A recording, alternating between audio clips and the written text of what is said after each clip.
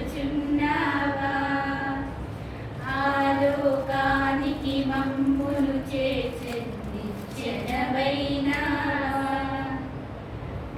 రెక్కలు విరచి కట్టిన మెడబట్టి నెట్టిన అపహాస్యము చేసి తిట్టిన ముసిగేసి కొట్టిన రెక్కలు విరచి కట్టిన మెడబట్టి నెట్టిన అపహాస్యము చేసి తిట్టిన ముసిగేసి కొట్టిన